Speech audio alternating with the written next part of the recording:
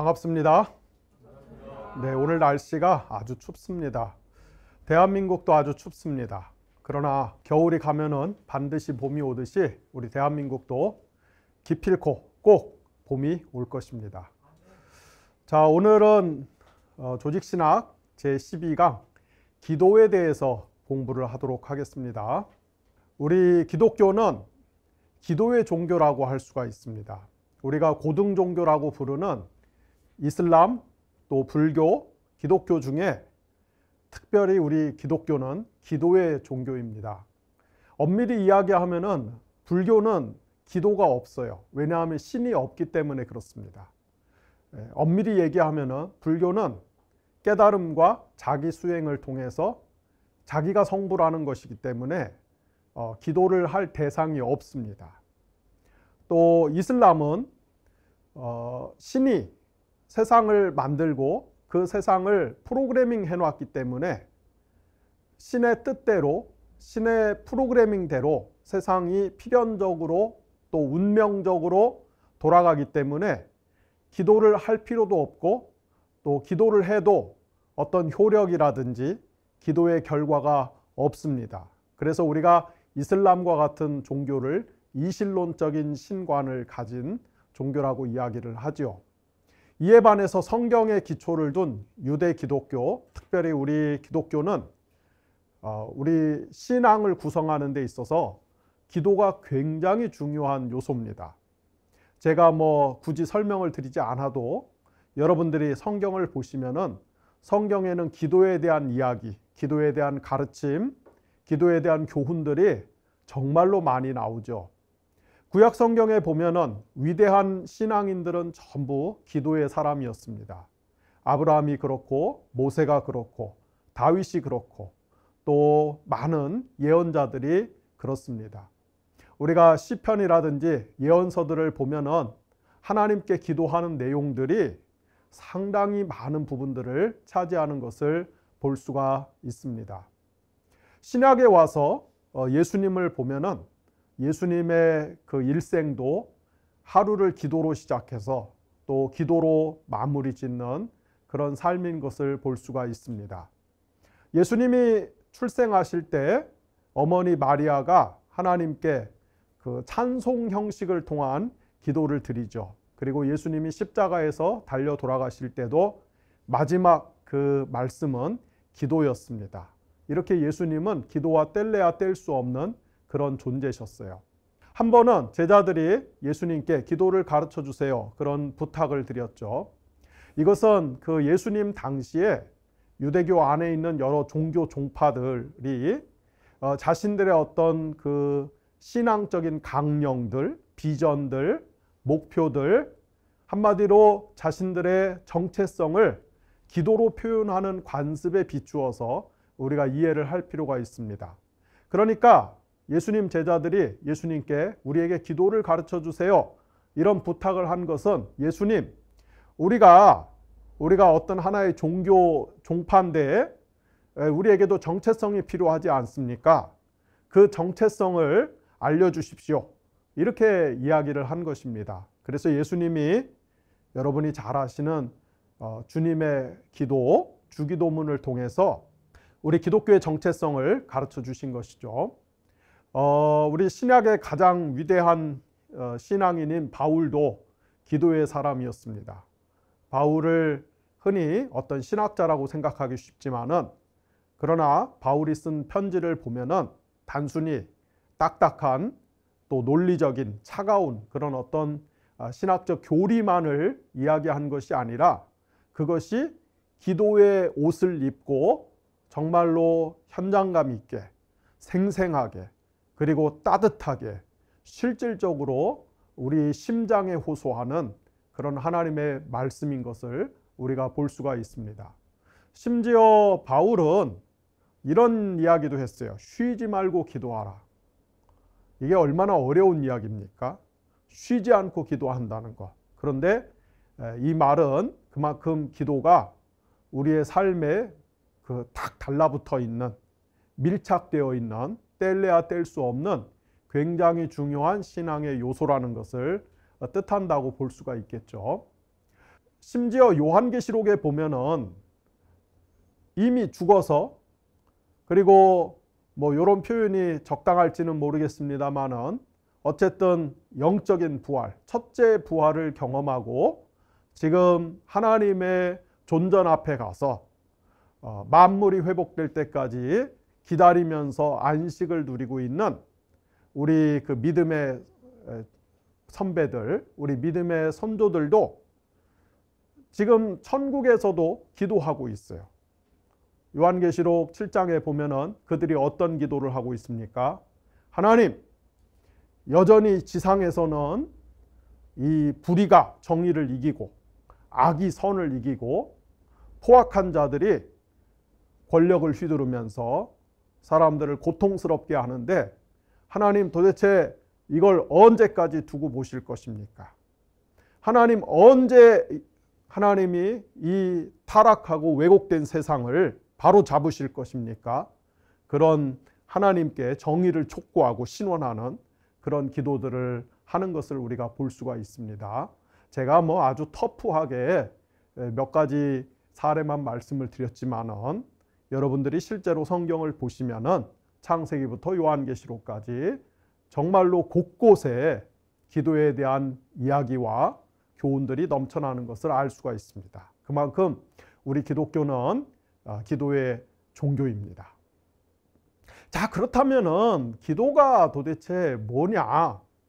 이 질문만큼 좀 애매하고 난감하고 그리고 이렇게 모호한 그런 질문도 없어요. 왜냐하면은 여러분들이 기도를 잘 아시는 것 같으면서도 또 동시에 잘 모르겠어요. 기도가 쉬운 것 같으면서도 또 한편으로 어렵게 느껴질 때가 있습니다. 기도가 친근한 것 같으면서도 어떨 때 보면은 굉장히 낯설고 이렇게 느껴져요. 그렇죠? 기도가 가깝게 여겨지면서도 또 어떨 때 보면 상당히 멀게 느껴지는 이런 기도의 어떤 이중성, 기도의 역설, 기도의 이런 그 상반되는 특성들 때문에 기도는 할 것 같으면서도 또 때로는 알쏭달쏭한 그런 성격을 지니고 있습니다. 아주 일반적으로 그리고 대중적으로 이야기한다면은 기도는 하나님과의 사귐 또는 친교 혹은 교통이라고 할 수가 있습니다. 이것을 한마디로 줄여서 표현한다면은 기도는 하나님과의 대화다. 여러분이 다 아시는 내용이죠. 우리가 다른 어떤 존재와 사귐을 갖는다면은 그 사귐의 가장 중심에는 대화가 있지 않습니까?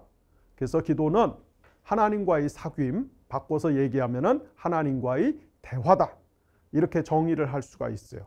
아마 이런 정의는 여러분들이 지금까지 상당히 여러 번 많이 들으셨을 것입니다. 그래서 무슨 새로운 내용이거나 그런 것은 아닐 것입니다. 우리가 기도를 통해서 하나님과 대화를 할 수 있는 근거는 하나님께서 인격적인 존재시기 때문에 그래요.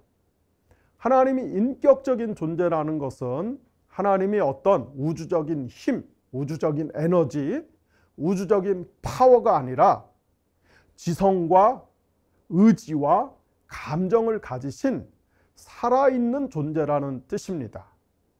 그래서 이것을 다른 말로 바꿔서 이야기하면은 하나님은 생명이시다. 또는 하나님은 생명의 본질이시다. 하나님은 생명의 근원이시다. 이렇게 이야기를 할 수가 있어요. 달리 이야기하면은 하나님은 절대적인 생명이에요. 저와 여러분은 상대적인 생명이에요. 그래서 우리는 생명체다 이렇게 이야기할 수 있어요. 피조물은 생명체예요. 그러나 하나님에게는 생명체 이런 말을 쓰기가 불가능합니다. 왜냐하면 하나님은 생명의 근원이시고 본질이시기 때문에.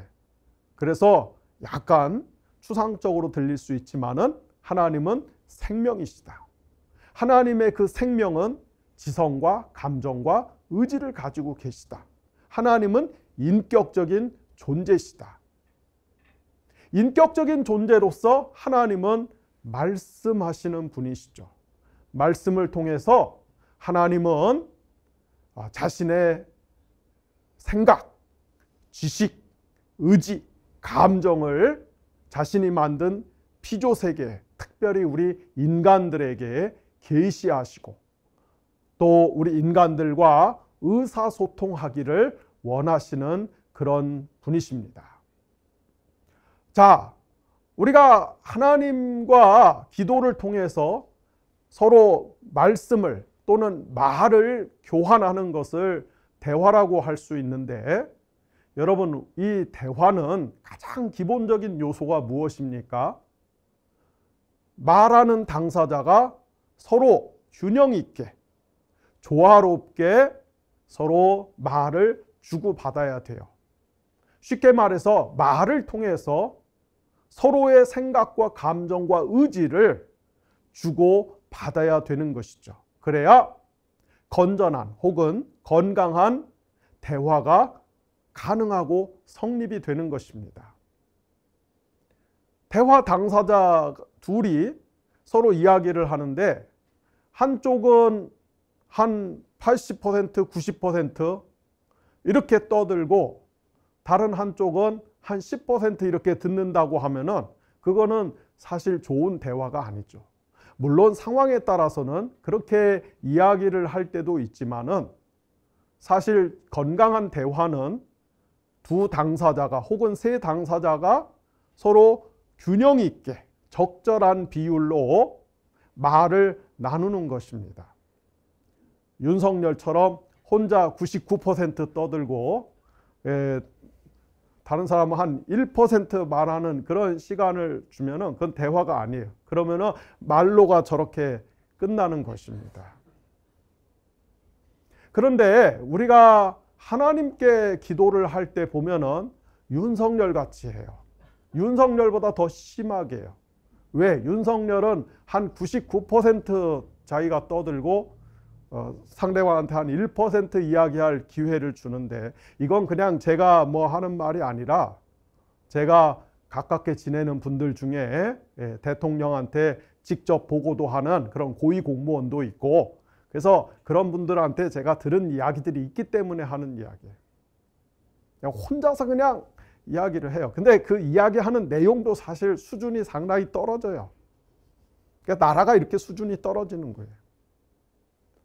근데 우리가 뭐 꼭 윤석열 뭐라고 할 게 없는 게, 우리가 하나님한테 비슷한 짓을 해요. 아니, 더 심한 짓을 해요. 왜? 우리가 기도할 때 보면은 우리 혼자 100% 떠들고 하나님한테 말할 기회를 전혀 드리지 않기 때문에 그렇습니다. 그렇죠?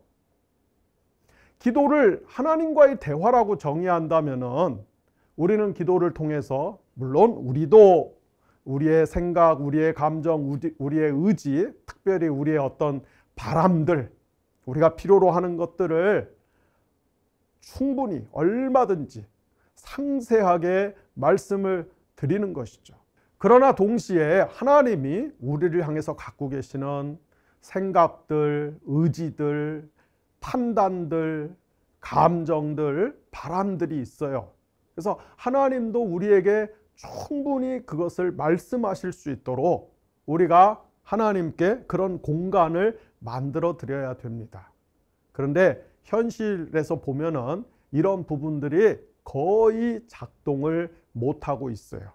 그래서 우리는 사실은 상당히 삐뚤어진 기도 혹은 상당히 부족하고 불완전한 기도들을 지금 하고 있다.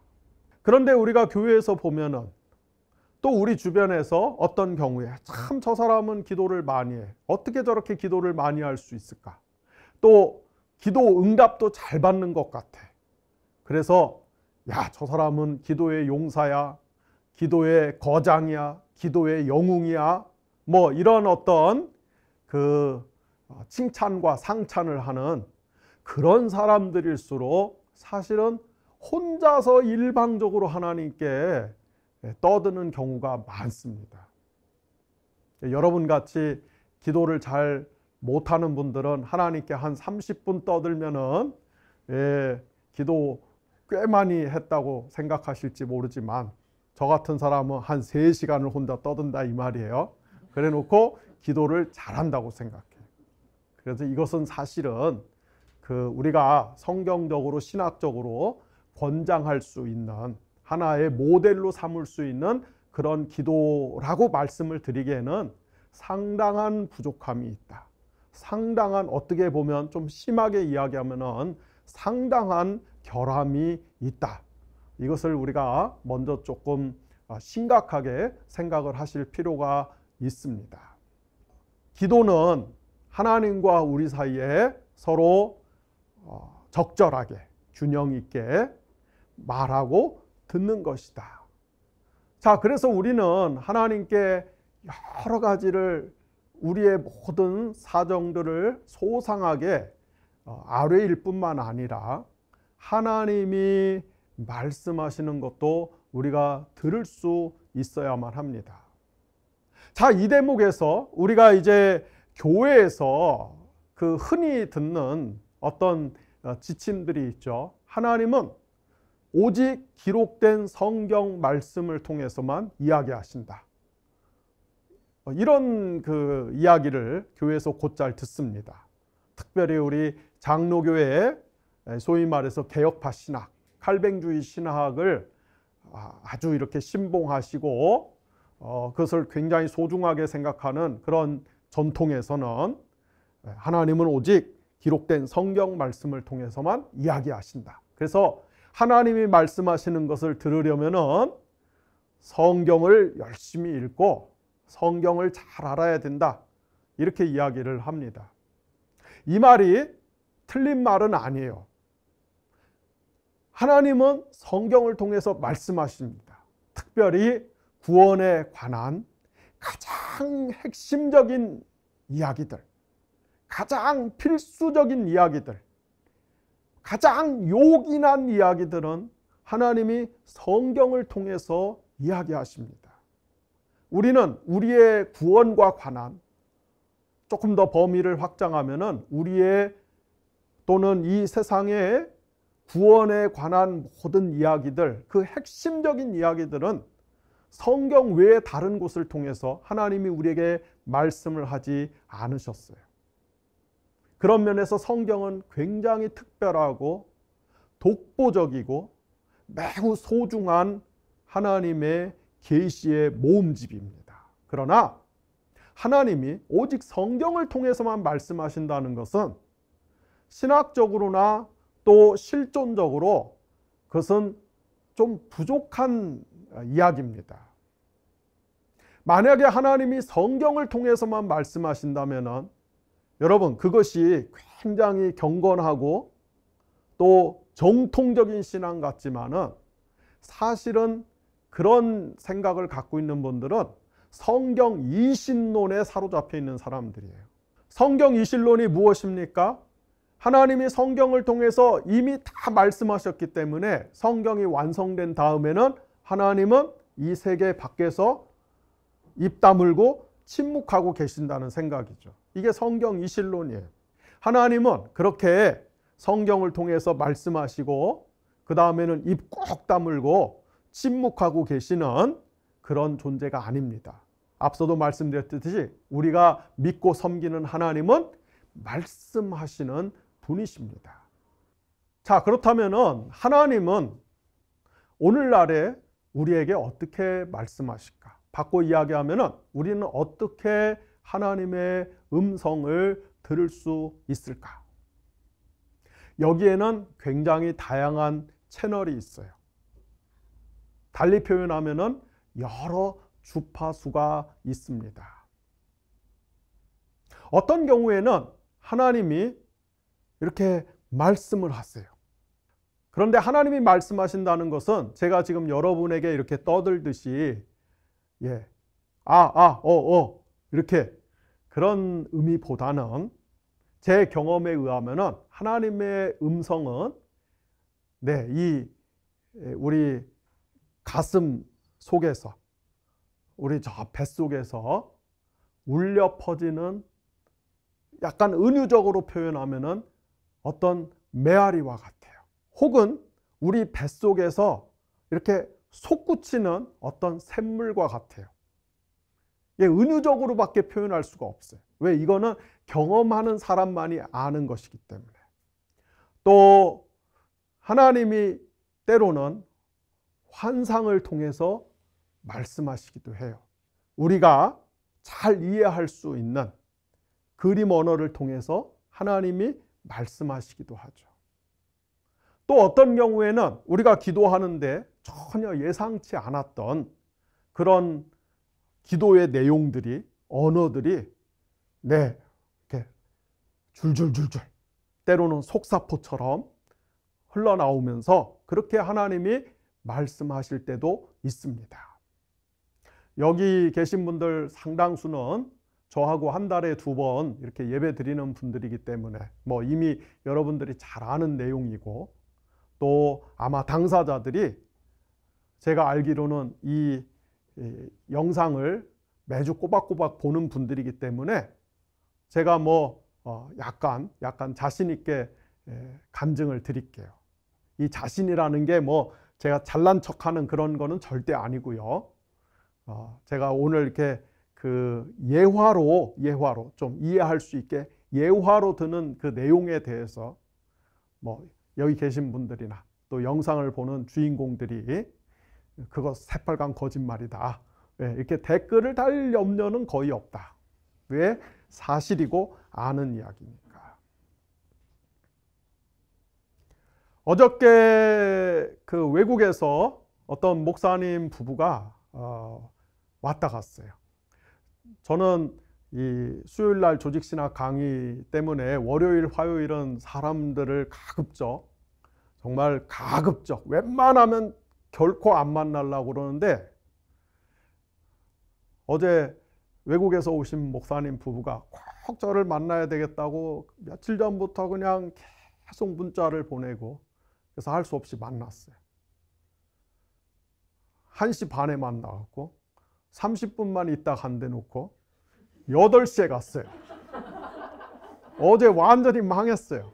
그래서 오늘 이 강의를 망하면은 그 목사님 부부 탓이에요. 그 목사님은 제가 2014년도에 처음 만났어요. 그전에는 전혀 몰랐어요. 뭐 교단도 다르고 배경이 다르기 때문에 전혀 몰랐어요. 그분이 미국에서 아주 유명한 신학교에서 박사학위를 받고, 또 미국에서 제법 큰 교회에서 담임 목회를 잘 하다가, 미국에 계속 그렇게 살았으면 좋았을 텐데 그거를 그냥 다 내려놓고 불쑥 한국에 들어왔어요. 그리고 느닷없이 저를 찾아왔어요. 저는 전혀 일면식도 모르는 분인데 어떤 목사님이 어느 날 갑자기 제 사무실로 쑥 하고 들어와서 자기 소개를 하는 것이었습니다. 자기가 이제 미국에서 박사도 받고 한 10년 동안 목회도 잘하고, 근데 왜 그거를 내려놓고 한국에 갑자기 들어왔냐? 밖에서 한국교회를 보니까 한국교회가 무너져가는 것 같고 침몰하는 것 같고, 그게 너무 안타깝고 속상해서 내가 한국에 돌아가서 한국교회를 살려봐야겠다. 한국교회를 위해서 뭔가 의미심장한 일을 해봐야 되겠다. 이 목사님이 세운 목표가 한국의 큰 교회에 담임 목사 자리를 지원해갖고 대형교회, 뭐 그냥 대형교회가 아니라 그분 표현으로는 한 10,000명 이상 되는 초대형교회 담임 목사가 돼서 한국교회를, 이 대형교회를 건강하게 만들어서 한국교회 생태계를 건강하게 바꿔보겠다. 그런 아주 야심찬 소원을 품고 한국에 들어오신 거예요. 그리고 어쩌자고 나를 찾아와서 한 3시간을, 나한테는 5분도 이야기할 기회를 안 주고 한 3시간을 막 그 얘기를 하는 거예요. 자기가 앞으로 한국교회 생태계를 어떻게 혁명적으로 바꿀지. 한 3시간 이야기하고 나서 저한테 이제 너무 많이 얘기한 것 같다고, 그만 가겠다고, 그러면서 자기를 위해서 기도를 해달라고 그래요. 그래서 제가 이제 기도를 해드렸습니다. 하나님, 이 목사님이 이렇게 한국교회를 사랑하고 한국교회를 걱정하고 한국교회를 확 어떻게 바꿔보려고 선한 뜻을 갖고 있는데 하나님이 좀 도와주세요. 복을 주세요. 하나님이 좀 길을 열어주세요. 저야 당연히 그런 마음을 갖고 기도를 해드리려고 딱 기도를 하는데 환상이 쫙 펼쳐지면서 이 목사님이 스키를 타고 높은 산에서 내려오는데 아니 아무리 내려오고 아무리 내려오고 아무리 내려와도 이 꼬린 지점이 안 보이는 거예요. 그런 환상을 쭉 보여주면서 하나님이 제게 주시는 말씀이 뭐냐면은 내가 너를 앞으로 굉장히 낮출 것이다. 아주 극단적으로 낮출 것이다. 내가 너를 철저하게 낮춰서 네가 낮아진 다음에야 하나님 나라에서의 경주는, 하나님 나라에서의 스포츠는 뭔가 이렇게 자꾸 올라가려고 하는, 높아지려고 하는 게 아니라 저 밑바닥까지 낮아져야만이 그때 꼬린 지점에 들어오는 것이구나. 그것을 내게 깨닫게 해줄 것이다. 그런 말씀을 주시는 거예요. 그래서 제가 그걸 그대로 중계방송을 하면서도 속으로 어찌나 미안하든지 속으로 어찌나 민망하든지 아주 혼났습니다. 그런데 그 후로 4년 동안 이 목사님이 정말로 길이 안 열려요. 사람이 성품도 좋고 실력도 있고 열정도 있고 교회를 사랑하는 그런 아주 선한 마음, 윤리적인 태도도 있는데 희한하게 길이 안 열려요. 제가 알기로는 정말 몇십 군데 이력서를 냈는데 한 군데도 안 돼요. 나중에는 100명 미만 교회를 이력서를 냈는데 그것도 안 돼요. 처음에 한국 들어올 때는 10,000명 교회 담임 목사 거뜬히 간다 자신 있게 왔는데 100명 미만도 안 돼요. 그래서 2018년도 12월 달에 물론 그 사이에도 저하고는 뭐 상당히 이제 가깝게 지냈습니다만은 2018년도 12월에 그 목사님 부부가 저를 찾아왔어요. 우리 샘물결 플러스가 당산동에 있을 때입니다. 저를 찾아와서 그 사모님이 정말 근심 어린 표정으로 이렇게 물었어요. 제가 그 말이 너무 생생하고 지금도 기억합니다. 목사님, 하나님께 우리 스키 경기 언제 끝나는지 좀 물어봐 주세요. 그걸 제가 어떻게 합니까? 그리고 나서 이듬해 2019년도 4월 말에 그 목사님 아버님이 돌아가셨어요. 그래서 제가 건국대학교 병원 장례식장에 조문을 갔는데 조문 끝나고 그 집 형제들, 식구들하고 잠깐 상에 둘러 앉아갖고 음료수 마시면서 이야기를 나누는데 하나님이 그때 제게 말씀을 주셨어요.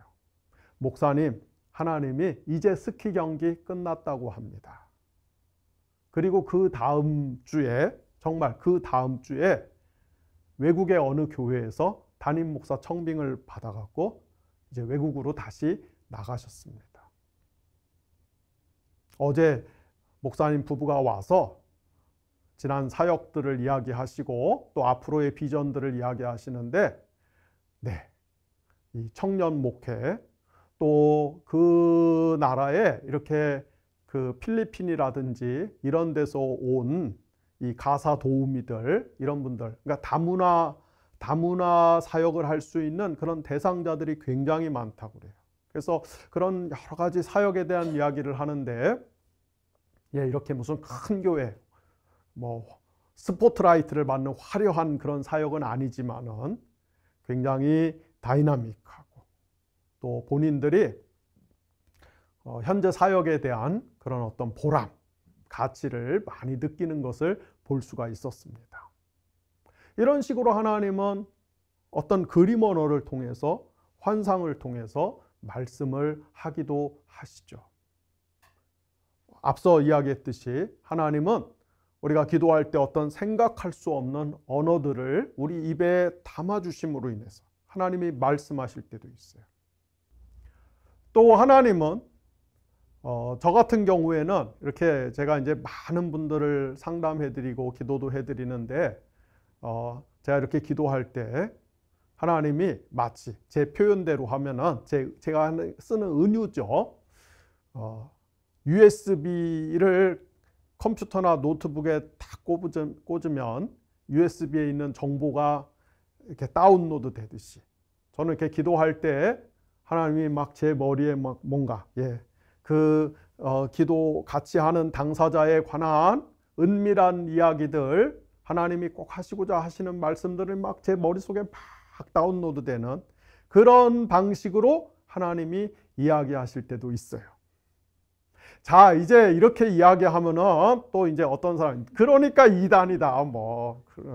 그건 너처럼 무슨 은사 받은 사람들이나 하는 얘기지. 이렇게 생각할 수 있는 여지가 있지요. 여러분 같이 그 기도의 채널들이 다 닫혀 있는 분들은 이제 어떻게 해야 되느냐. 근데 하나님은 평균적인 그리스도인들을 위해서도 하나님은 충분히 명확하게 사실은 말씀을 하십니다. 여러분들에게 어떻게 말씀하세요? 은사가 없어도, 방언을 못해도, 환상을 못 봐도, 예언을 못해도 하나님은 그러나 모든 하나님의 자녀들에게 아주 따뜻하게, 상세하게, 친절하게 말씀하세요. 사람이 못 듣고 있을 뿐이지. 하나님의 창이 닫힌 게 아니라 사람이 셔터를 내리고 있기 때문에 하나님은 계속 말씀하시는데 사람이 못 듣는 거죠. 그러나 하나님은 말씀하시죠. 어떻게 말씀하십니까? 예를 들어서 여러분들이 기도를 하는데 이렇게 뭔가 마음에 경건한 부담이 생길 때가 있어요. 뭔가 좋은 아이디어나 좋은 생각들이 떠오를 때가 있어요. 또는 기도 후에라도 여러분들이 뭔가 이렇게 뭘 해야 될 것 같은 그런 마음이 여러분들 안에 새록새록 돋아날 때가 있죠. 하나님은 그런 방식으로 사실은 다 말씀하고 계십니다. 그래서 우리는 하나님이 여러 가지 채널을 통해서 우리에게 말씀하실 때 우리는 그런 하나님의 채널을 잘 포착해서 하나님이 내게 말씀하시는 방식들을 우리가 이렇게 더 정교하게 우리가 이렇게 여러분들이 내 것으로 만드는 그런 어떤 연습을 할 필요가 있습니다. 자, 그런데 이제 제가 이런 이야기를 하면은 당신은 뭐 예언 은사도 있고 뭐 환상도 보고 그러는데 틀릴 데가 없냐? 100% 다 맞냐? 또 꼭 이걸 따지고 드는 사람들이 있어요. 이걸 꼭 시비 거는 사람들이 있어요. 그럼 제가 아주 쿨하게 얘기하죠. 틀릴 때가 있죠. 그걸 어떻게 다 맞춰? 틀릴 때가 있지. 언제 틀리냐? 내 욕망이 너무 강할 때, 내 이해관계가 너무 셀 때, 그럴 때는 틀려요. 그래서 제가 자주 예를 드는 것이 제가 우리 가족들을 위해서, 특별히 우리 아이들을 위해서 기도할 때는 틀릴 가능성이 있어요.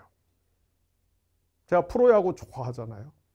시즌 중에는 야구 자주 보는데 그래도 야구 한번 보면 몇 시간이에요. 시간이 아까워요. 그래서 오후에 이제 기도를 하죠. 하나님, LG가 이기겠습니까? 지겠습니까? 이긴다고 그러면 보고 진다고 그러면 안 보는 거죠. 근데 분명히 하나님이 LG가 이긴다고 그랬는데 그래서 보면은 질 때가 있어요. 그건 뭡니까? 내가 이미 마음속에 이겨야지 하는 이 욕망이 하나님을 이겨먹고 들어가는 거예요. 그러니까 여러분들 그냥 웃으라고 제가 이런 얘기를 드리지만은 사실 그런 메커니즘들이 있다 이 말이죠. 자, 그리고 이 예언이라든지 뭐 이런 것들은 사실 그 즉각 이루어지는 경우보다는 뭐 1년, 3년, 5년, 심지어 10년, 20년 어떤 경우에는 그 사람이 죽은 다음에 이루어지는 경우도 많습니다. 그렇죠? 여러분, 우리 그 예배 모임 멤버 중에 지금 저 미국의 위스콘신에서 이렇게 살고 있는 우리 부부 커플 있지 않습니까? 그 커플을 제가 2013년도에 처음 만났어요. 그때 한국에서 현대자동차 열심히 잘 다니다가 갑자기 회사 그만두고 미국에 유학 가겠다고 뭐 그러고서 저를 찾아왔어요. 제가 그때 처음 봤어요. 근데 30대 초반이었는데 아이가 없었어요. 그때 제가 기도할 때 하나님이 딸을 낳을 거다 그런 말씀을 주셨어요. 근데 10년 동안 딸이 안 생겼어. 그래갖고 얼마나 나를 괴롭히는지, 그게 그때 맞는 기도였냐고, 틀린 거 아니냐고, 심지어 물어내라고, AS 하라고 막. 그런데 작년에, 그러니까 2013년도에 그때 하나님이 그런 말씀 주시고 작년 2023년도에 딸을 낳지 않습니까? 그것도 이제 나이가 40 이렇게 넘어가서 시험관 아기를 시도했는데 딸을 낳았어요. 그러니까 하나님이 뭔가 말씀하셨지만은 시간이 상당히 지난 다음에 그것이 이루어지는 경우들이 더 많죠. 그런데 이제 저같이 어떤 이런 뭐 성령의 은사들을 경험하고 이런 것들을 통해서 그 기도를 하는 사람들은 사실은 돌아서면은 그런 내용들을 잊어버립니다.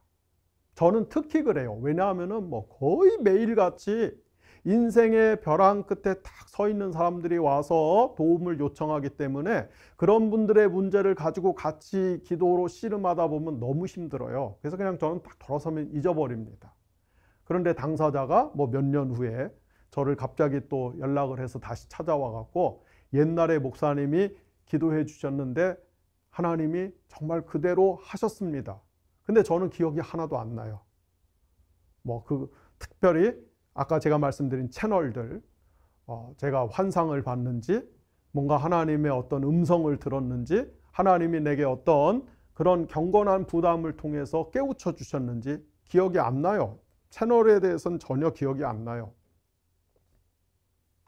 그러니까 시간이 지난 다음에 뒤를 돌아다 보면서 쓸 수 있는 표현이 무엇입니까? 하나님이 말씀하셨는데 그대로 되었습니다. 이렇게 포괄적으로 이야기할 수밖에 없는 것이죠. 이걸 오해해갖고 하나님이 말씀하시면은 여러분들이나 저처럼 제잘 이런 그런 어떤 방식으로 오해하면은 안 된다. 그것은 그쪽 세계의 어떤 문법, 그쪽 영역의 메커니즘을 잘 모르기 때문에 빚어지는 오해다. 이렇게 말씀을 드릴 수가 있습니다. 제가 지금 장황하게 이야기를 드리는 것은 어쨌든 하나님이 우리에게 매 순간, 날마다, 중요한 국면마다 여러분을 주목해서 보고 계시고 여러분의 삶을 선하게 인도하시고 도와주시기를 원하시는 분이기 때문에 말씀하시는 하나님이시다. 그것을 여러분들에게 강조하기 위해서 몇 가지 이야기를 드린 것이지 뭐 제가 잘난 척하기 위해서 한 것은 아닙니다. 어쨌든 하나님이 우리에게 말씀하시고 우리는 또 하나님 말씀하실 때 들어야 되고 우리가 또 하나님께 기도를 하려면 하나님이 들으시는 것이죠. 하나님과 우리 사이에 이렇게 서로 주고받음의 관계가 잘 형성이 돼야 되고 그러려면은 여러분들이 하나님이 말씀하시는 것을 이렇게 포착할 수 있는, 들을 수 있는 이런 마음의 귀를 여러분들이 이제 갖춰 나가셔야 돼요. 하나님이 앞서 이야기한 것처럼 하나님이 여러 가지 채널을 통해서 여러분에게 말씀하시는데, 여러분들이 하나님의 그 채널을 확보하려면은 기도할 때 막 혼자 일방적으로 막 떠들고 그 다음에 시원하네, 후련하네, 오늘 기도 잘했네, 그러고서 털고서 후다닥 나가면 안 되고, 여러분들이 기도하고 나서 그럼 하나님은 나에게 또 어떤 대답을 하실까? 하나님은 나에게 어떤 요청을 하실까? 어떤 지시를 하실까? 이렇게 앉아서 좀 들으려고 해야 돼요. 또 기도 중간중간에도 이런 어떤 시간적인 텀을 두면서 내가 이렇게 말씀을 드렸기 때문에 하나님은 여기에 대해서 어떤 생각과 의지를 갖고 계시는지를 이렇게 들으려고 하는 그런 이 훈련들을 하셔야 됩니다.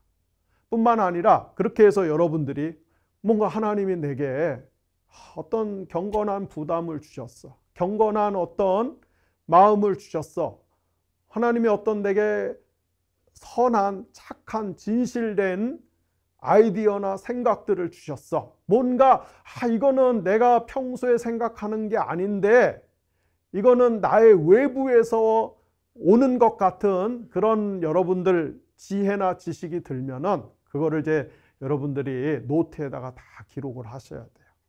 그리고 그것이 어떻게 펼쳐져 가는지, 그것들이 어떻게 전개되어 가는지를 유심히 추적하면서 그 다음에 여러분들이 그 결과를 또 기록을 하시고, 이런 것들이 이렇게 반복되다 보면은 제가 믿기로는 어느 순간에 가서 여러분들이 하나님은 나에게는 이런 채널로 말씀하시고 이것은 이런 방식으로 이루어져 가는구나 하는 여러분만의 어떤 패턴이 생깁니다. 여러분만의 어떤 그런 하나님과의 대화 문법이 생겨요. 여러분만의 기도의 메커니즘이 형성이 됩니다.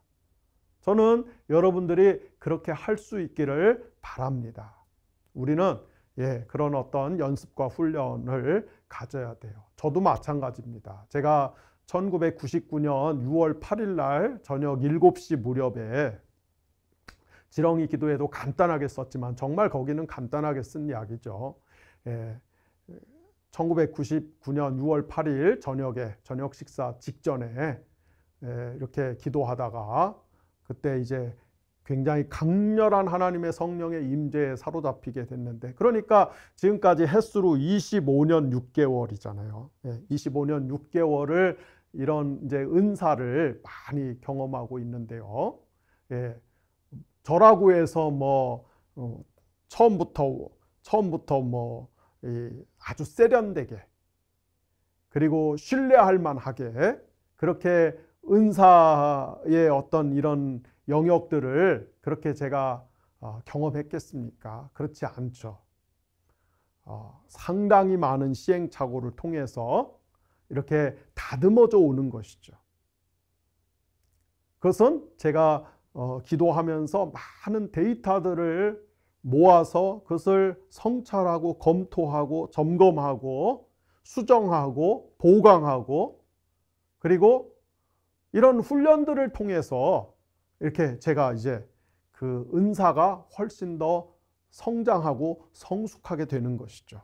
여러분들도 자기만의 그런 어떤 패턴들, 자기만의 어떤 문법들, 기도의 문법들을 여러분들이 이렇게 구축해 나가면은 좋겠다, 그런 말씀을 드리고 싶습니다. 이것은 이제 그 아주 대중적이고 일반적인 차원에서 제가 드린 말씀이에요. 기도는 하나님과의 사귐, 그 핵심에는 대화가 있다. 자, 이제부터는 이제 저만의 방식으로 제가 신학을 몇십 년 하면서 이제 제가 제 신학을 구축해 가는 데 있어서 이제 기도가 무엇인가, 저만의 방식으로 여러분들에게 말씀을 드리려고 합니다. 벌써 표정이 안 좋아요. 1시간을 떠들어 놓고 이제부터 본격적으로 이야기한다고 그러니 짧게 이야기 드릴게요. 자, 기도란 무엇이냐? 제가 정의하는 기도는 삼위일체 하나님의 존재 방식에 참여하는 것이다. 또는 삼위일체 하나님의 존재 방식에 접붙임하는 것이다. 연합하는 것이다. 그렇게 말씀을 드리고 싶습니다. 풀어서 설명하면은 기도는 우리가 예수 그리스도의 형상을 닮아가는 거예요. 더 정확하게 이야기하면은 기도라고 하는 것은 우리가 예수 그리스도의 형상을 닮음으로써 하나님의 존재 방식에 참여하는 것입니다. 이것이 제가 생각하는 기도의 개념입니다. 앞서도 여러 번 반복해서 설명을 드렸고 또 앞으로도 이런 말씀을 필요할 때 늘 드릴 거예요. 왜냐하면 이것이 제가 생각할 때 우리 기독교 신학의 이 척추뼈, 중추뼈이기 때문에 그렇습니다. 하나님은 삼위일체로 존재하시는 분이시다. 하나님은 성부와 성자와 성령으로 존재하시는 분이시다. 세 분 하나님이 사랑의 본질 안에서 페리코레시스의 관계를 맺고 계시는 분이시다. 여러 번 말씀드렸죠. 삼위일체 하나님의 페리코레시스적 존재란 무엇입니까?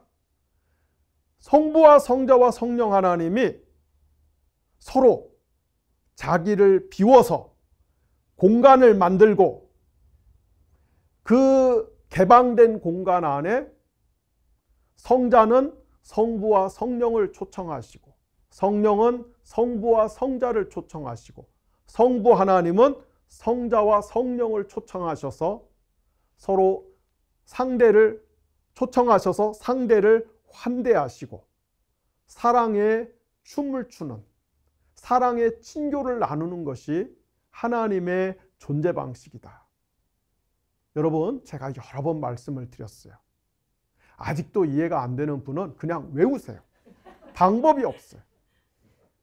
자, 하나님이 자기를 개방하고 비워서 공간을 만들고 다른 하나님을 초청해서 환대하고 사랑의 춤을 추는 그런 분이시라는 것은 우리의 기도에 있어서 우리가 어떻게 기도해야 될지 그 목표와 방향성을 매우 분명하게 가르쳐 주십니다.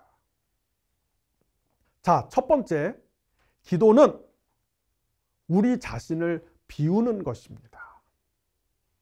삼위일체 하나님이 자기를 비우고 개방해서 공간을 만들듯이 기도는 우리를 비우고 개방하고 공간을 만드는 행위입니다. 여러분, 우리 인간은 세 가지 기본적인 성질을 가지고 있어요. 첫째, 우리는 결핍된 존재입니다. 그래서 우리는 불안한 존재예요. 그러므로 우리는 끊임없이 욕망할 수밖에 없는 존재입니다. 그렇죠? 여러분과 저는 100년 이상 못 살아요. 여러분과 저는 종종 아픕니다. 우리는 아무리 밥을 먹어도 6시간 지난 후에는 배가 고파서 또 먹어야 돼요. 모든 면에서 우리는 결핍된 존재입니다. 그러므로 우리는 늘 불안할 수밖에 없어요. 이게 피조물의 실존의 참 모습입니다. 우리는 결핍과 불안에 숙명적으로 묶여있는 존재이기 때문에 이 문제를 해결하기 위해서 끊임없이 욕망할 수밖에 없어요. 먹는 거 하나를 예를 들면은 이따 우리 여기 이제 강의 끝나면 가서 또 밥을 먹을 건데 제가 닭도리탕하고 오징어 볶음 예약해 놨거든요. 이제 여러분들이 먹고 그런데 이제 여러분들이 돌아서서 저녁 걱정을 하잖아요. 저녁은 또 뭘 먹어야 되지? 저녁에는 어떻게 해결해야 되지? 그걸로 끝나는 게 아니라 내일 식사도 걱정하고 한 달 후에 식사도 걱정하고 1년 후에 이렇게 우리는 계속해서 뭔가를 욕망을 합니다. 이거는 우리가 죽을 때까지 필연적으로 따라다니는 숙명이에요. 왜? 우리가 몸적인 존재이기 때문에. 몸을 입고 있는 한, 몸으로 살아가는 한 인간은 결핍, 불안, 욕망에서 절대로 자유하지를 못합니다.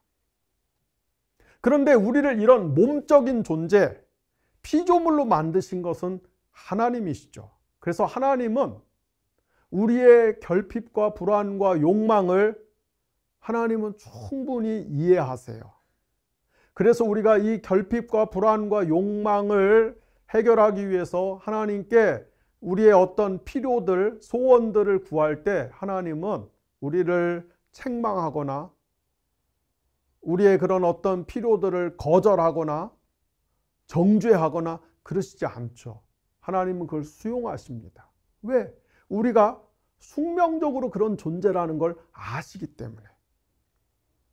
실제로 우리의 기도의 상당 부분, 아니 우리의 기도의 거의 절대적인 부분은 그런 내용들이잖아요. 하나님, 오래 살게 해주세요. 하나님, 건강하게 해주세요. 잘 먹고 살게 해주세요. 하나님 뭐 주세요. 뭐 주세요. 뭐 주세요. 우리 다 그런 기도잖아요. 그렇죠? 하나님은 그거를 아주 충분히 다 이해하세요. 그리고 그런 소원들을 시시때때로 들어주시죠. 하지만 여러분, 제가 늘 말씀드리는 것처럼 우리 기독교는 거기서 머물면 안 돼요. 다시 말해서 우리 기독교는 그런 소원의 자리에서 머물면 안 돼요. 우리가 우리의 결핍과 불안과 욕망을 해소하고 해결하기 위해서 하나님께 뭐 해주세요, 뭐 해주세요, 뭐 해주세요.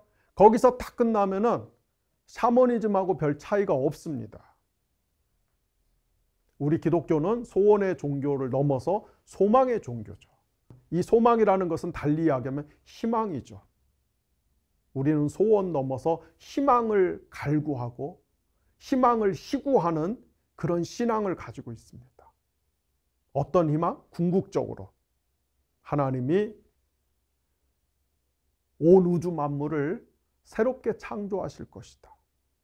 우리가 지금 살아가는 이 세계, 이 우주는 낡고 병들고 불완전하고 고난이 많아요. 그러나 하나님이 역사의 종말에 이 모든 것들을 치유하시고 교정하시고 새롭게 하실 것이다.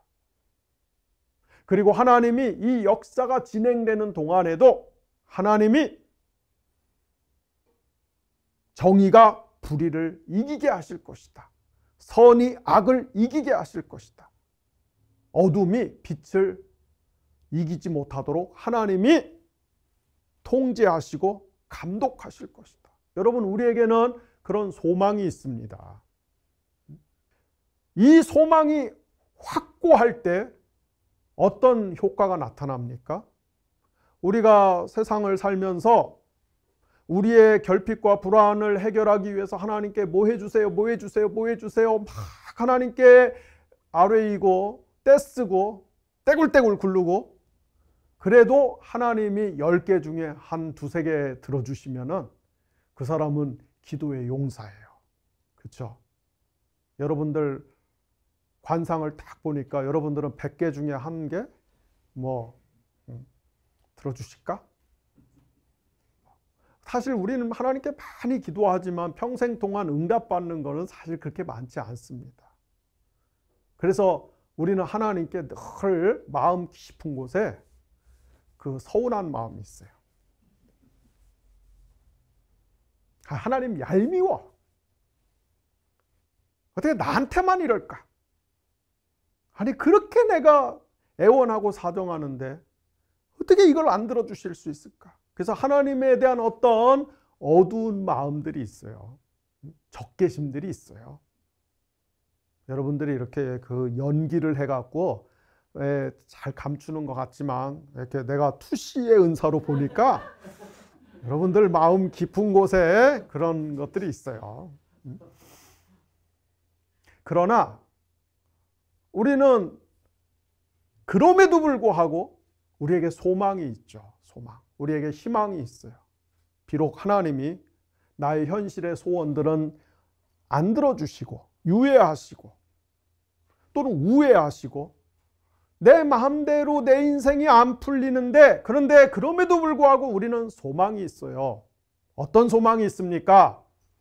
마태복음 28장 20절에서 예수님 뭐라고 말씀하셨어요? 세상 끝날까지 내가 너와 함께 하겠다. 로마서 8장 28절, 하나님은 여러분의 인생에 있어서 이 궁극적인 선, 궁극적인 하나님이 보셨을 때 가장 좋은 것을 여러분에게 주시기 위해서 하나님은 본인이 하실 수 있는 모든 일을 최선을 다해서 하시는 하나님이시다. 우리 성경에는 하나님이 합력해서 모든 일을 합력해서 선을 이루신다 이렇게, 근데 그거 잘못 생각하면 뭔가 이렇게 운명론 같이 갈 수 있다 이 말이에요. 그게 아니란 말이에요. 하나님은 여러분의 인생에서 가장 선한 것을 만들기 위해서 지금도 졸지도 주무시지도 아니하시고 열심히 일하고 계시는 하나님이십니다. 우린 그 희망이 있어요. 우리가 살다 보면은 별의별 어려움, 별의별 문제, 별의별 고난을 만나지만, 그러나 하나님이 이 우주 안에 있는 어떠한 적대 세력들도 그게 뭐 높음이나 깊음이나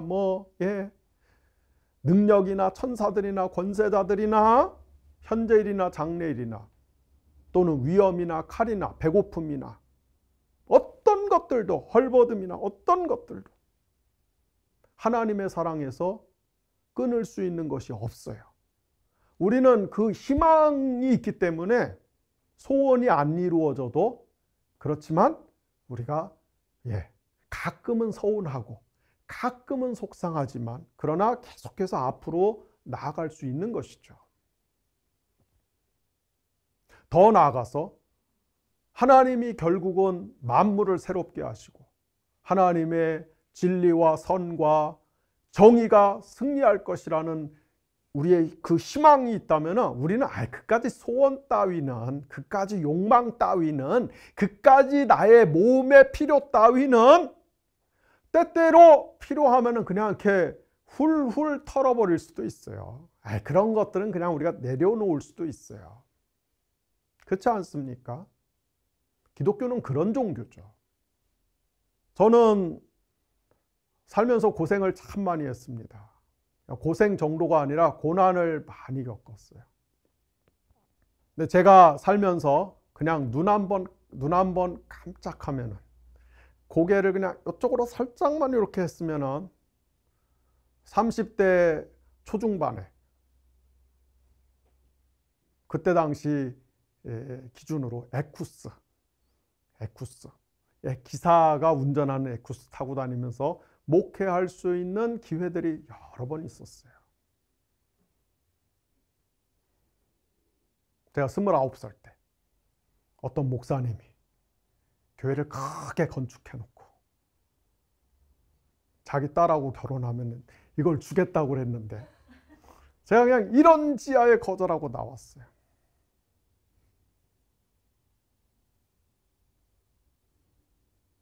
또 어떤 목사님이 그보다 훨씬 더 큰 교회를 줘놓고, 처음에는 그런 얘기를 안 하다가 딱 어느 순간이 되니까 저보고 25억에 사래요. 몇백억짜리 교회를 25억에 사래. 그냥 주겠대. 그래서 제가 싫습니다 그랬더니 20억까지 깎아주더라고. 그래서 제가 그 목사님하고도 그냥 이런 지하에 거절하고 관계를 끊어버렸어요. 제가 예전에 교단에 속해서 목회할 때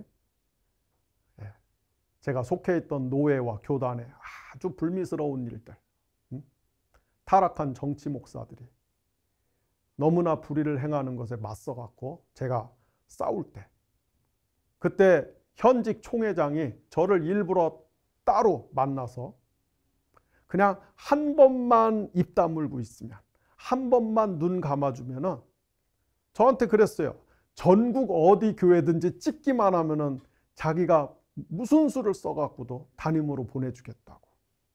제가 그래서 그것도 그냥 이런지하에 거절하고 박차고 나왔어요. 후회 안 하냐?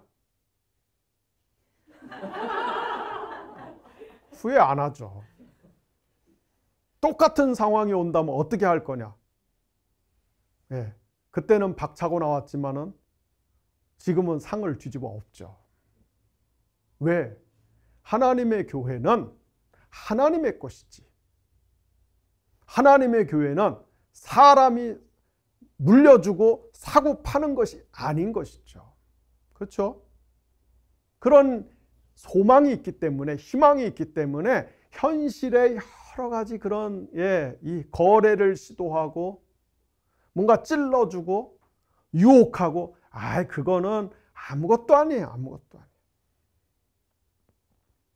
여러분 100년 전에 우리나라가 일본에게 넘어갔을 때 그때 한국의 많은 그리스도인들이 자기 집을 버리고 재산을 버리고 일시적인 부귀 영화를 버리고 저 차디찬 북풍 한설이 휘몰아치는 만주와 연해주로 가서 여러분 그 굶주림과 추위와 그 목숨의 그 위협을 다 견디면서 독립운동한 분들이 많습니다.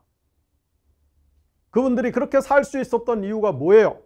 언젠가는 우리나라가 자주 독립할 때가 온다. 언젠가는 우리나라가 광복이 주어질 것이다.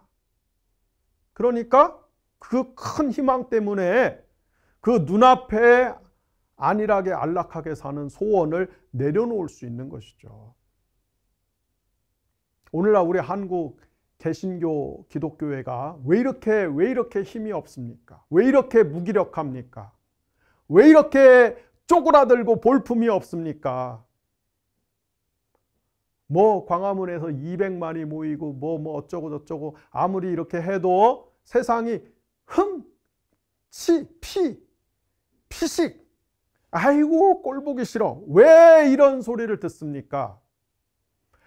성경적인 희망을 위해서 성경적인 희망 때문에 현실의 소원을 이렇게 아무것도 아니야 먼지 취급할 수 있는 그런 교회 그런 그리스도인들이 절대적으로 부족하기 때문에 그런 것이에요.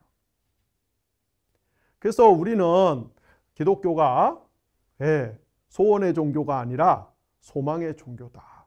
아무리 하나님이 우리의 소원을 10분 이해하시고 들어주시지만 거기에 멈추면 안 된다 이 말이에요. 그런데 여러분 여기서 더 나가야 돼요. 우리의 소망에서 또 머물면 안 돼요. 여기서 더 나가야 돼요. 그것은 무엇이냐? 우리가 하나님께 기도를 하는 이유는 궁극적으로는 우리를 비우기 위해서 그런 것입니다. 그래서 기도를 하는 이유는 여러분 우리를 덜어내기 위해서 그런 거예요. 비워내기 위해서 그런 거예요. 뭘 비웁니까? 여러분의 불안을 비워내는 것입니다. 그래서 기도를 한다는 것은 막 불안에 사로잡혀서 불안의 포로가 돼서 그걸 해결하기 위해서 막 하나님한테 뭔가를 달라고 하는 게 아니라 그 불안을 다 덜어내기 때문에 결국은 그냥 평온해지는 거예요. 평안해지는 거예요. 기억하세요. 기독교는 편안의 종교가 아니라 평안의 종교입니다. 저처럼 월세 살아도 뭐 좀 덜 먹고 덜 입어도 근데 마음이 평안해요. 왜? 근심, 걱정, 염려를 다 덜어내기 때문에, 비워내기 때문에. 어느 정도로 평안하냐? 어느 정도로 평온해지냐? 여러분 그냥 고요함 그 자체까지 평온해지는 거예요. 제가 자주 하는 말이 있죠. 쥐야 해갖고 막 이래갖고서 귀신이 나가고 병이 났고 그게 능력 있는 기도가 아니에요. 제가 신학교 다닐 때만 해도 신학교 다닐 때만 해도 미국의 유명한 그 부흥사 D.L. 무디가 뭐 어디 로키 산맥인가 어디 가서 소나무 붙잡고 기도하다가 소나무 뿌리가 뽑혀갖고 바위가 굴러 떨어져갖고 죽을 뻔했다고. 야, 막 이런 체프로 오는 목사님들이 뭐 이런 설교하면서 가서 소나무 뿌리 하나 뽑아야 나중에 큰 교회 목사 된다고 그래갖고, 난 또 그게 진짜인 줄 알고 한 번은 내가 산에 가서 나무를 붙잡고 꿈쩍도 안 해. 꿈쩍도 안 해. 요만한 나무도 안 뽑혀요. 무슨 나무를 어떻게 뽑아. 근데 이제 막 교회 안에 그런 신화들이 너무나 많은 거지. 우리가 뭐 단군 신화 갖고 뭐라고 할 게 아니에요. 교회 안에 뭐 신화가 너무 많아. 그래서 뭔가 막 그렇게 그냥 진액을 쏟아 부어 갖고 그래야만이 뭔가 능력을 받아서 이게 기도의 어떤 경지, 상당한 경지 아니에요. 여러분 우리 그리스도인들에게 가장 뭐 능력 있다고 표현하는 것도 좀 그런데 그냥 이해하기 쉬운 대중적인 표현을 빌자면은 가장 어쨌든 능력 있는 기도는 그냥 고요한 상태에서 평온한 상태에서 하나님하고 사귀는 기도예요. 우리의 기도는 그런 기도를 지향해야 됩니다. 왜? 그것이 삼위일체 하나님의 존재 방식에 우리가 기도를 통해서 연합하는 것이기 때문에. 우리가 기도를 통해서 불안만 이렇게 비워내는 게 아니라 또 뭣도 비워내요? 욕망을 비워내는 것이죠. 그래서 기도를 정직하게 정확하게 잘하면은요, 욕망이 점점 없어집니다. 욕망을 넘어서게 됩니다. 다시 말씀드립니다. 우리가 교회에서 뭐 하나님께 뭐 이것도 주세요, 저것도 주세요, 이런 일이 일어나게 하세요, 저런 일이 일어나게 하세요 해갖고 막 기도해서 그게 많으면 막 그냥 그 사람이 뭐 엄청난 기도의 거장처럼, 사실 우리 그렇잖아요. 근데 아니에요. 정말 이렇게 진정한 깊은 기도는 하나님께 이거 해주세요, 저거 해주세요, 저거 주세요. 아니야. 그런 거 안 하는 거예요. 그런 거 안 하는 거예요.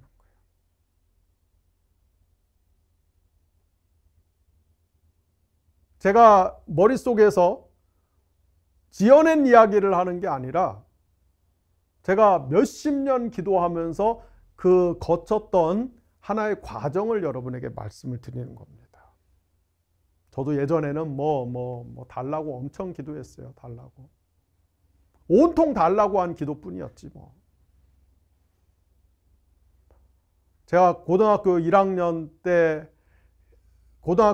막 입학하기 직전에 그때 전두환 시절인데 정치에 눈을 뜨고 시국에 눈을 떠갖고 고등학교 3년 내내 밤 10시까지 야간 자율학습하고 11시에 교회에 가서 1시간 동안 엎드려서 얼마나 애절하게 기도했는지 몰라요. 하나님, 저를 조국 민주화의 재단에 산제물로 바치겠습니다. 내가 이 나라에 정의를 실현하는 정치인이 되게 해주십시오. 거기서부터 시작해갖고 대학에 가서 제가 대학교 때 산 책들 보면은 뭐 한 권도 예외가 없어요. 제일 앞에 첫 페이지에는 조국 분단 몇 년, 민족 통일 염원 몇 년. 그래갖고 막 그냥 뭐 통일을 위해서 기도하고 민주화를 위해서 기도하고 그러다가 이제 목사가 돼야 되겠다 생각이 바뀌고 마음이 바뀌어서 신학을 할 때는 또 신학교 다닐 때는 하나님, 내가 정말 이 다음에 굉장히 훌륭한 신학자가 돼서 한국교회를 잘 섬길 수 있도록, 후학들을 한번 제대로 키울 수 있도록 도와주세요. 전부 그런 기도에 전부 그런 기도. 목사가 된 다음에는 하나님 제가 설교 한번 하면은 막 3,000명, 5,000명씩 뒤집어지게 해주세요. 막 다 그런 기도. 아이고, 지금 생각하면 다 쓰레기 같은 기도. 그렇죠? 그러니까 이제는 뭘 하나님께 달라고 하는 기도를 안 하죠. 왜? 기도는 그런 것들을 다 덜어내고 비워내는 것이구나. 알았기 때문에. 자, 그런데 여러분, 우리가 이렇게 물론 비워내고 덜어내고 이거 엄청 어려운 거예요. 그죠? 이게 사실 쉬운 일은 아닙니다. 그러나 설령 그 경지에 갔다고 해도 비워내고 덜어내는 것에 딱 그치면은 근데 큰 문제가 생겨요. 복음서에 보면 예수님이 이런 교훈을 주셨죠. 어떤 사람 귀신 들렸어. 그래서 그 귀신 하나를 내쫓았어. 그래서 귀신이 점유하고 있던, 귀신이 잡아먹고 있던 공간을 비웠어. 근데 비운 상태 그대로 내버려뒀더니, 빈 방으로 내버려뒀더니 무슨 일이 일어났어요?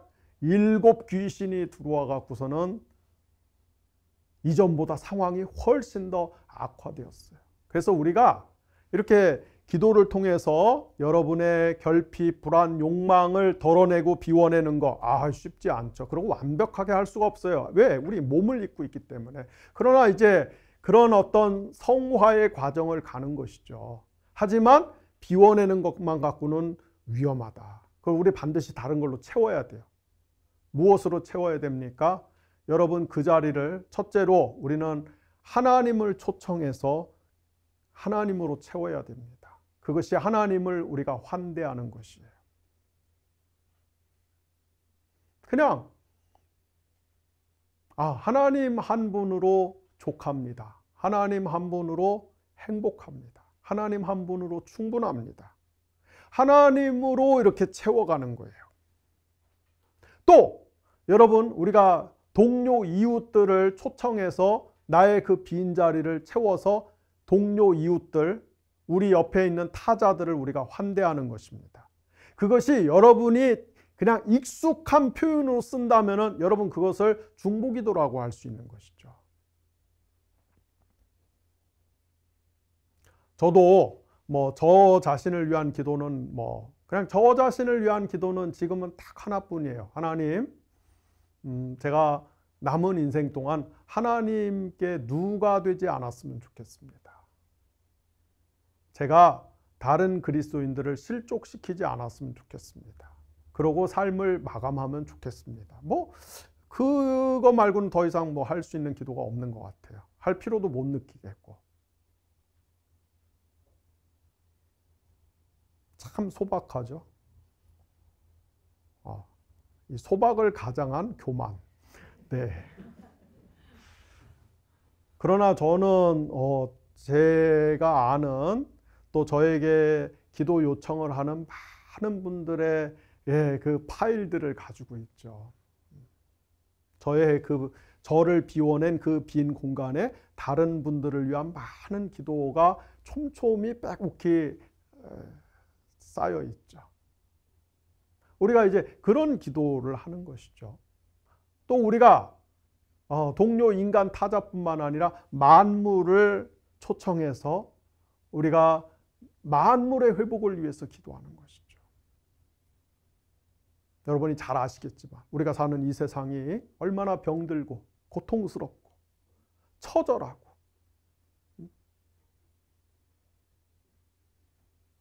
얼마나 슬픕니까?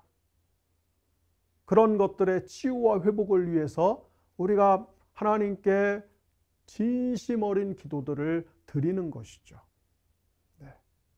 이렇게 기도는 끊임없이 우리를 조금씩 비워가면서 그 빈 공간에 하나님과 이웃과 만물을 초청해서 그들을 환대하는 기도를 드리는 것이다.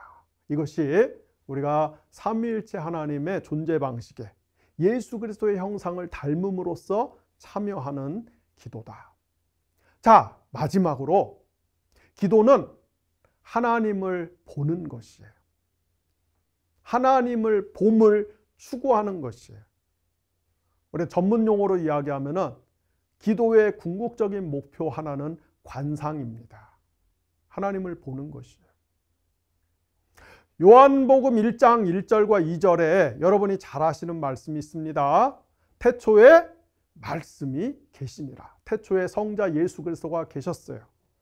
이 말씀이 하나님과 함께 계셨다. 이 말씀은 하나님이셨다. 2절에도 같은 말을 반복하죠. 이 말씀이 하나님과 함께 계셨다. 여기서 함께라고 하는 단어는 그리스도 프로스는 이렇게 얼굴과 얼굴을 마주보고 있는 상태를 뜻하는 단어입니다. 그러니까 성부와 성자와 성령 하나님이, 성부와 성자 하나님이 영원 전부터 서로 얼굴을 마주보고 계신다는. 그래서 삼위일체 하나님은 얼굴을 마주보고 계시는 관계구나. 삼위일체 하나님은 서로 보는 관계구나. 그래서 여러분, 우리가 기도를 통해서 하나님의 존재 방식에 참여한다는 것은 결국은 우리가 기도를 통해서 하나님을 보는 거예요. 하나님은 어떻게 생겼을까? 물론 하나님은 영이시기 때문에, 우리처럼 몸을 입고 계시는 분이기 때문에 우리가 우리 인간의 그런 어떤 그 보는 그런 거는 아니죠. 그래서 여기서 우리가 하나님을 본다는 것은 신학적이고 은유적이고 직관적인 표현인 것이죠. 지난 시간에 이야기했지만 우리는 하나님을 은유를 통해서밖에 설명할 수가 없습니다. 성경의 언어를 빌려서 설명하면 하나님은 영광의 광채로 충만한 분이시죠. 그래서 피조물인 인간은 하나님을 이렇게 볼 수가 없어요. 하나님을 보는 자는 다 죽습니다. 하나님은 영광의 광채에 휩싸인 거룩한 존재이기 때문에 그렇습니다. 만약에 우리가 하나님을 본다면은 하나님은 정말로 빛 가운데 계신 분이실 거예요. 빛 그 자체이실 겁니다. 우리는 그렇게 은유적으로 직관적으로 하나님을 보게 될 것입니다. 그런데 이것도 은유입니다. 만약에 우리가 그 하나님의 그 광채를 조금 이렇게 젖히고 하나님의 그 광채 안에 있는 좀 더 중심적인 실체, 하나님의 그 내부를 들여다본다면 하나님은 어떤 하나님이실까? 어떤 모습으로 계실까? 제가 상상할 때는 이것도 은유입니다. 하나님은 우리 군대에서 군인들이 이렇게 사격하면은 그 관역판 있잖아요. 그래서 실사격이 다 끝나고 나면은 관역판에 그냥 구멍이 뽕뽕뽕뽕뽕 뚫려 있죠. 네, 총알이 그냥 다 총알이 그 관역판을 그냥 누더기로 만들어 놨죠. 제가 생각할 때 그 광채 이면에 있는 하나님의 진짜 모습은 그럴 것 같아요. 왜? 하나님이 이 세계를 만드시고 인간을 만드시고 너무나 사랑하셨는데, 하나님이 모든 것들을 다 쏟아 부으셨는데, 그런데 이 세계가, 특별히 인간이 끊임없이 하나님께 반역하고 하나님께 도전하고 하나님을 꼬꾸라뜨리고 질질 끌고 다니고 짓밟고 모욕하고 침뱉고 마침내 십자가에 못 박아 죽이고, 지금도 그 일이 계속해서 되풀이.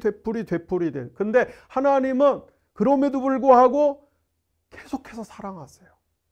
지난 시간에 드린 표현을 빌자면은 부모가 자식을 위해서 방을 만들었는데 자식은 그 방을 끊임없이 훼손하고 끊임없이 어지르고 망치는 거죠. 근데 부모는 그 자식을 너무나 사랑하기 때문에 그 방을 절대로 포기하지 못하는.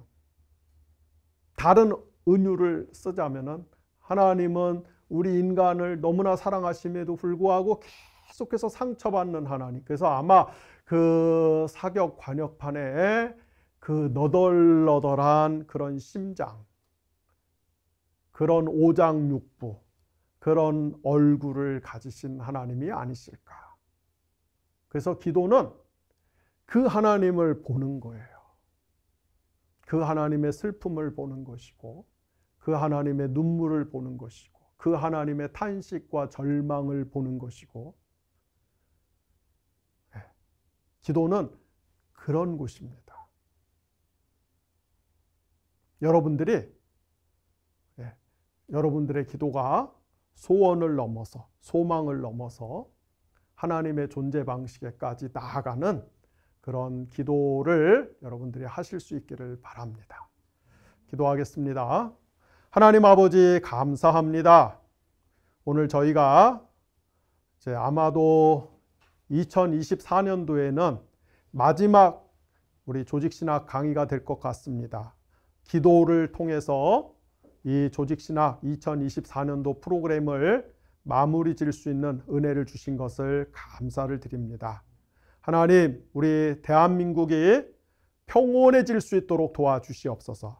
우리 대한민국이 정의로운 나라가 될 수 있도록 도와주시옵소서. 우리 대한민국이 하나님이 기뻐하시는 나라가 될 수 있도록 도와주시옵소서.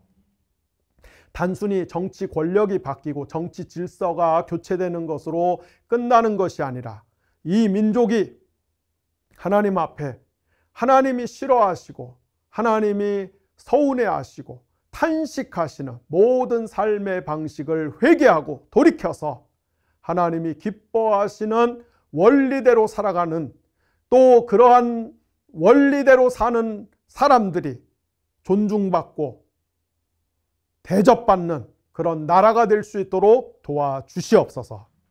하나님, 우리나라가 심히 혼란스럽고 심히 위태합니다. 하나님이 지켜주시고 끝까지 하나님이 역사하여 주셔서 저희가 내년 봄 안에 하나님 나라가 환골탈퇴하는 희망을 가질 수 있도록 도와주시기를 원합니다.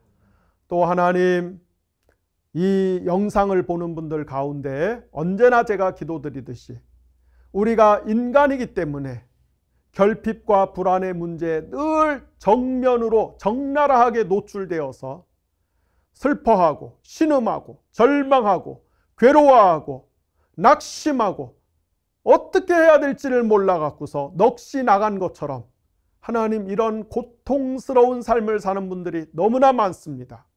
이 나라가 겉으로는 삐까번쩍하고 겉으로는 휘황찬란할지 모르지만은 그 안을 들여다보면은 골병이 잔뜩 드는 나라이고, 이 나라 전체가 병리사회이기 때문에 병리적 인간들을 끊임없이 양산하는 너무나 하나님 불쌍한 나라입니다. 하나님 보시기에 송구한 나라입니다. 주여, 우리를 불쌍히 여겨주시고 영상을 보는 분들 가운데 죽어가는 분들, 아픈 분들, 탄식하는 분들, 슬픈 분들, 낙심한 분들, 앞이 깜깜한 분들, 하나님이 손을 내밀어 붙잡아 주시고 치료해 주시고 살려주시고 도와주시고 이끌어 주시고, 하나님이 세상 끝날까지 함께 하신다는 약속이 현실화되는 것을 볼 수 있도록 도와주시기를 원합니다. 그러나 오늘 우리가 공부를 통해서 생각한 것처럼 우리의 믿음이 우리의 욕망과 소원에 매몰되지 않게 하여 주시고 거기 갇히지 않게 하여 주시고 그것을 뛰어넘어서 하나님의 구원의 우주적 비전을 볼 뿐만 아니라 우리가 하나님의 존재 방식에 미력하나마 부분적으로나마 얼핏으로나마 참여해가는 법을 배울 수 있는 기도의 성화가 일어날 수 있도록 성령께서 저희들을 긍휼히 여겨주시고 도와주시기를 원합니다. 주님, 우리는 죄인입니다. 죄의 본성을 우리는 달고 다니는 사람들입니다. 우리의 힘으로는 아무것도 할 수가 없습니다.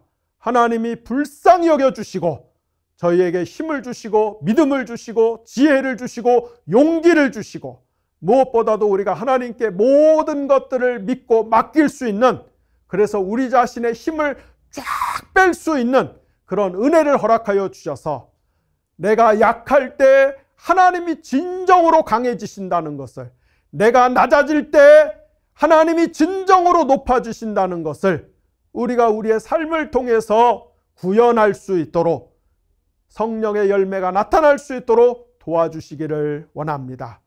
하나님이 한국교회도 불쌍히 여겨주시고 이 땅의 다음 세대도 불쌍히 여겨주시고 입으로만 이 황무지 황폐한 땅을 보시옵소서, 부흥을 주시옵소서, 우리가 입으로만 나불나불대는 것이 아니라 정말로 영혼이 썩어 들어가는, 영혼이 바짝바짝 말라 들어가는 근심 어린 마음을 가지고 어떻게 이 황폐한 땅을 하나님께 다시 회복시켜 드릴 수 있는가를 우리가 놓고 기도하며 금식하며 눈물로 하나님의 일하심을 구할 수 있는 그런 회복의 역사들이 한국교회 안에 일어날 수 있도록 도와주시기를 원합니다.